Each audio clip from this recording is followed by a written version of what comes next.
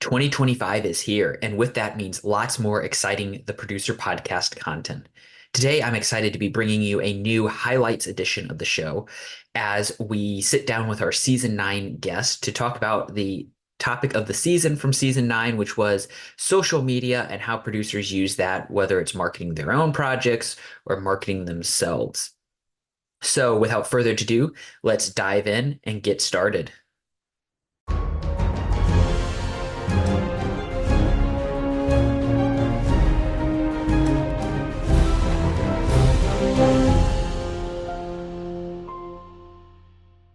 First up, we'll hear from Josh Walsh, producer of the film Unsung Hero. So I love following other producers. Producers are a weird category. I feel like directors are better at getting out there. Producers are most of the time, are pretty low key behind the scenes kind of guys. They don't Hmm. want to make a big fuss. You're gonna have to seek it out. So, I probably should do better. I post I kind of spam everybody with my projects. I just am like always my wife's like, you've got to do more original posting. Like this is like you're just reposting everything that the social page is posting. Um, I would say I can answer that better by saying like I have really sought out even beyond my personal relationships. I've tried to follow other producers. There's a couple podcasts out there where behind the scenes people are more in front, Hmm. like the Deakins podcast is a great Yep. podcast by Roger Deakins. He brings on all these different crew members and he talks more like the practical. And I've always had a heart for the practical. I'm always wanting to hear more like, yeah, I love hearing a big visionary director like James Cameron talk about making movies, but that's not super relevant to me as a producer. I want to hear like what it takes, how do you put this, how do you figure out a location when you don't have any money, or how do you like get an actor to say yes to your project, or how do you get a script out of turnaround, and like those are the things I really want to understand. So seeking out producers that are willing to kind of talk shop in a very practical, non-philosophical way Hmm. is what I've been seeking out a lot of. And I find it typically on podcasts and stuff. And, Okay. I try to put those resources out there. I probably should do better at that. Doing stuff like this is fun for me because I get to talk. Um, I, I try to talk as much as I can with younger filmmakers or other producers. And man, producing is just so difficult and changes so frequently that like even just having a community of producing friends, which I have a community of producing friends, and just talking to them. I mean, sometimes I'll just call up. It's not really answering your question because this is not publicly on social media. We should do it. I should like host Zooms or something where I talk with other people and ask them questions. But um, most of my learning comes from that. It's just Hmm. conversations, listening to podcasts.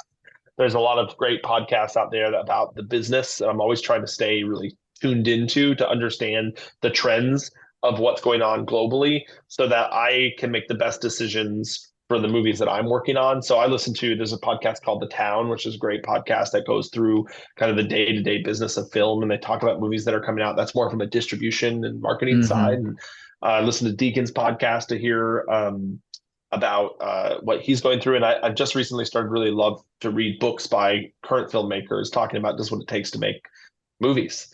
Yeah. Not even from a faith-based perspective, more just from what does it take to make movies in general. So I'm in the middle of a book by the director that the movie Wicked that comes out around Thanksgiving. The director behind that, a guy named John Chu. I like to understand what it takes to make movies and try to take. I think I talked about it in my last podcast. The investor from Shark Tank wrote a book called like the I think it's Business by or the Sport of Business, Hmm. and by Mark Cuban. And he had this idea in his book called like the knowledge advantage, which is he would say, man, I'd read 100 books. If I get one thing from each book, it was worth the read, right? Even if Yeah. it's a total waste of time, if there's one idea that I can take from it. So I've really taken that to heart. So I'll listen to podcasts, I'll listen to books, and I'll have conversations with the producer. And if I can just take like one or two things out of it and go, that's really good, like that will help me in my journey. Hmm. I think it's key. So I hope to do that more as I continue to produce. Is to I really don't feel inform. I don't feel like the information's proprietary. I mean, you can hit me up, and if I have the time, I'm going to tell you everything I know because I want to see more people make more things, especially in the faith arena. I want to see these movies succeed. I like So I love giving out this information, and I love encouraging people and sending them books and resources and telling my battle stories so that maybe there's something they can glean from it. And I hope that there's some kid listening to this or producer listening to this that goes on to produce so much better movies than I've ever produced. And they can take two or three things from what I've said and learn from it and go on and use that. So I would love to do more of this. I'm not great at social media. I'll say that. Oh, Next up, we'll hear from Daryl Lefevre, one of the producers at Kingdom Story Company. so I'm really bad at self-promotion, so I don't at all. I mean, I've been working with the same team for 16 years, so I don't really promote myself that way at all. Yeah, which is good because I would stink at it if I had to. Yeah, but as a company like Kingdom Story Company, the company here, that we have not full-time employees, but like there's a group that we use called Troops and Allies, and they have movie to movie, again, not like full-time employees. They have like 24 to 26 people that they hire every time we sort of start to mount a marketing campaign for a film. Mm-hmm. And they go crazy on social media and traveling and screening the film and talking to influencers and getting the influencers to come in and watch the film and then having the influencers post about it. And I mean, it's a whole beast that's not my world. Honestly, I don't get involved in it much. I will go out and do some screenings and stuff that are people that are soft contacts of mine that I enjoy, just like showing the movie and everything, or churches that I have a history with or whatever, that kind of thing. But I don't, I'm on the production side. I don't get too involved in marketing, but it's definitely a big part of it. I mean, yeah, the impressions and even just our own Kingdom Story Company, Instagram and Facebook pages and stuff, and pushing stuff out. But yeah, it's definitely a huge part of the marketing of the films. Continuing the conversation, we're joined by Vindication's producer and director, Jared O'Flaherty. And that's tricky, especially when you're starting up, of what stuff goes on my personal page and what stuff goes on the Vindication page or the projects page, and how do you cross-pollinate those. Just really behind the curtain, like a lot of likes, follows, engagements I get are from actors who want to get another credit on their IMDb's and would love to be a part of the show. And so we get a lot of fans that are those, which I'm thankful that they do that. I really hope that they watch.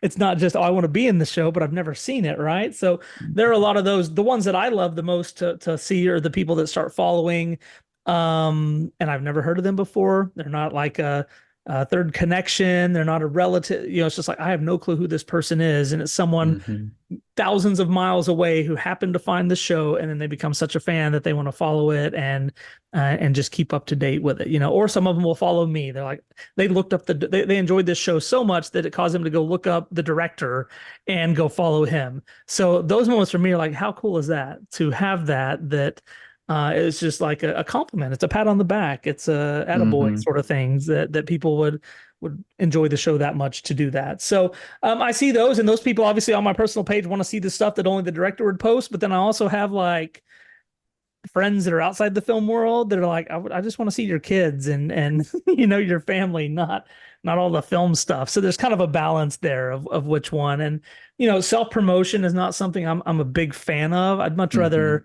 have others promoting stuff. So I'm not one in the industry like, oh, hey, I want to tell you how great I am and how great my show is and this and that. If something comes out, a news article or something cool, sure, I will share it.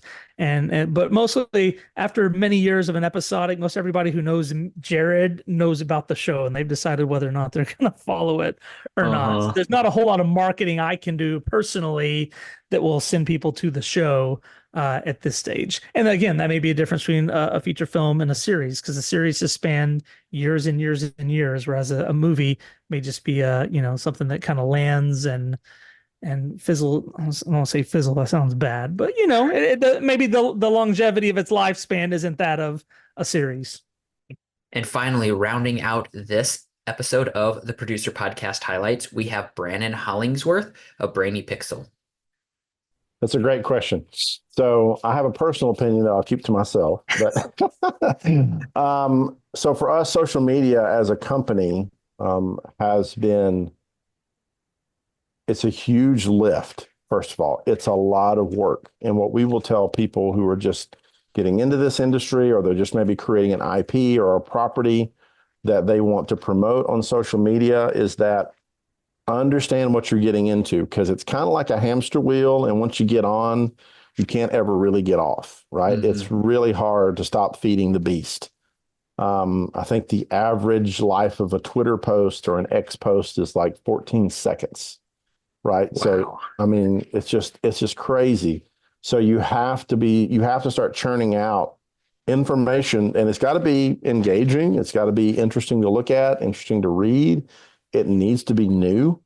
And when you start thinking about, the amount of work it takes to produce just one quality social media prompt, from creating imagery to writing those prompts to making sure it aligns with your brand and your brand your brand statements and all that stuff, and making sure everything is done times 52. And that's just one social media platform, right? That's a lot of work.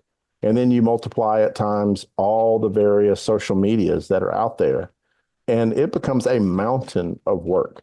Mm-hmm. So I always caution people and say, as long as you can stay off social media and still get your word out, then do it. Or just pick one where you think that social media is going to really impact your audience, Mm-hmm. because it's a massive amount of work to do well.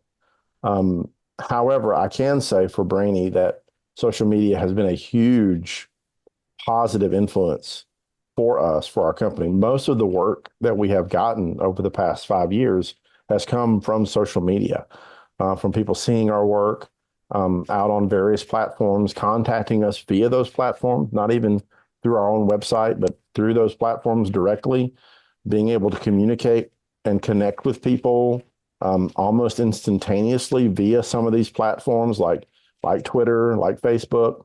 It has been a huge blessing for us as a company.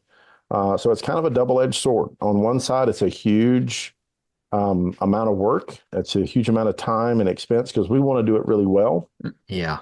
But also on the other side, we almost probably wouldn't be the company that we are today without social media, as sad as that is to say. So Yeah, no, I feel that struggle. I would love to delete social media, but then there's those times where it's like that's the reason I'm getting certain jobs is because of that. So you got it. That's exactly right.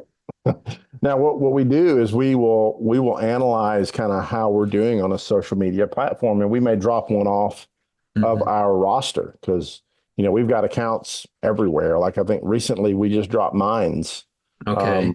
which is it's a very conservative, tends to be very political social media platform. But we weren't really getting any engagement there. We'd been on there a couple of years. We'd made, probably a couple thousand posts, and just wasn't really getting any traction or engagement. And so we said, why are we continuing to, kind of throw, pearls after swine here? Do we want to continue to do this? And we said, well, let's focus our efforts elsewhere. So I would encourage people, if you are on multiple platforms, to do a quarterly review of how are your metrics on those platforms. Maybe even set some goals for those platforms. And if you don't meet them, maybe it's time to dust your sandals and walk away from those folks. So. And with that, we're going to wrap up this episode of the Producer Podcast Highlights. Stay tuned for the arrival of Season 10 of the Producer Podcast this spring. Also, make sure to pick up your copy of The Producer's Life, a practical guide to film producing written by show host Micah Versman. Until next time, make sure to subscribe to the Producer Podcast, and thanks for listening.